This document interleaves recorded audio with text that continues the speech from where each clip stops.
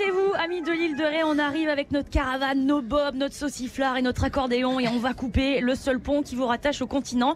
Après, ça fait des économies, puisque c'est 16 € l'aller-retour pour les touristes, 100 € à l'année avec passage illimité sur le pont pour les résidences secondaires. Pour tous les détails budgétaires, merci d'aller sur le site charente.maritime.fr. Et puis sinon, pour ceux qui veulent fuir le tour, il reste le bateau, c'est toujours bien. Voilà, effectivement. Vous n'avez pas croisé Lionel Jospin sur l'île de Ré après avoir rencontré François Hollande par hasard il y a quelques jours? Non. Bon, il est sans doute encore là. Vous avez toute la journée pour le trouver. Enfin, regardez quand même passer le Tour de France. Merci beaucoup. Merci Olivia Leray, Isabelle Labéry, Anne-Laure Barral, les expertes de France Info. C'est la rentrée, c'est le moment de redoubler d'énergie. Dès 390 € par mois, passez à l'hybride rechargeable et choisissez entre la polyvalence de la BMW X1 et l'audace de la BMW X2. N'attendez pas et faites votre choix chez votre concessionnaire BMW pendant les journées portes ouvertes. Exemple pour les BMW X1 et BMW X2 hybride rechargeable Lounge avec majoration respective du premier loyer de 3 600 et 3 900 € après déduction du bonus écologique de 2 000 €. Entretien et extension de garantie inclus, LLD 36 mois, 30 000 km. Jusqu'au 30 septembre dans les concessions BMW participantes. Détails sur bmw.fr.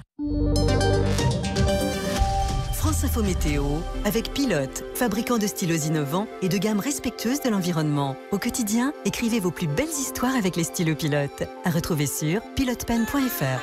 C'est le retour de la chaleur, Christine Peña? Oui, plus qu'hier et moins que demain, figurez-vous. Il va faire jusqu'à 30 degrés dans le sud, à Marseille. Pour cet après-midi et demain, c'est dans le sud-ouest que les 30 degrés seront dépassés. Alors, le beau temps est en place, il le reste, avec quelques bémols toujours sur le nord du pays, au nord de la Loire.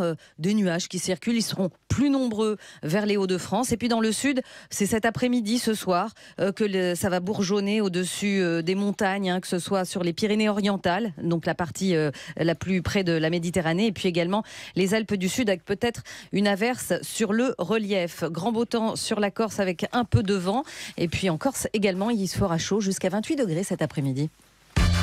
Trouvez votre futur employeur. Avec Région Job, envie de travailler plus près de chez vous. Plus de 100 000 offres d'emploi sur le site et l'appli Région Job. Il est 8h30.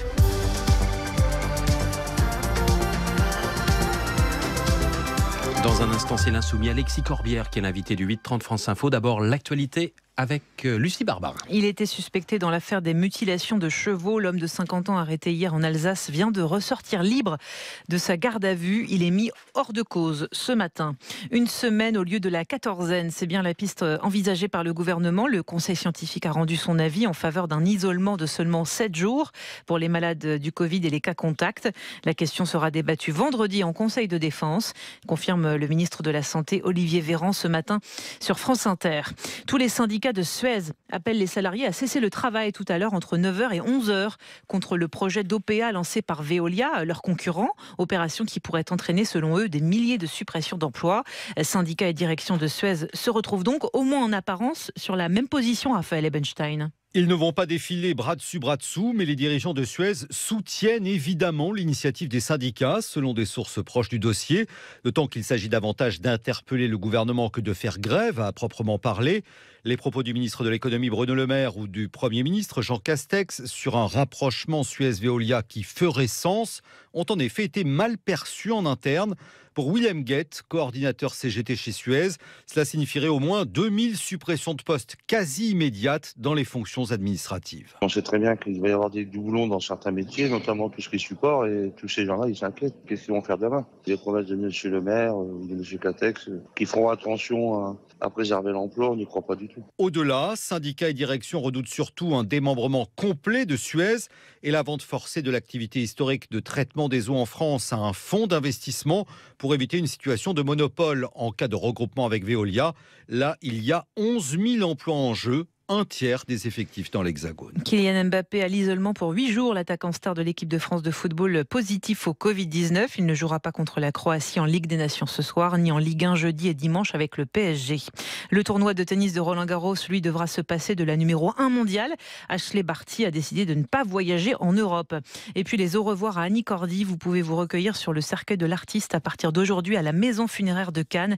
Et ce, jusqu'à vendredi. Un hommage au grand public sera possible une bonne partie de la semaine. Restez avec nous, l'invité du 8h30, Alexis Corbière, député insoumis de Seine-Saint-Denis, avec Salia Braclia et Marc Fauvel.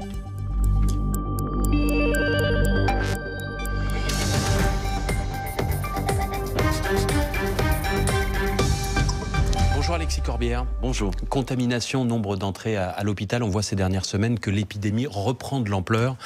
En France, sommes-nous prêts à l'affronter, cette deuxième vague, si c'en est une, ou considérez-vous que non, qu'on n'a pas encore tiré toutes les leçons de la première?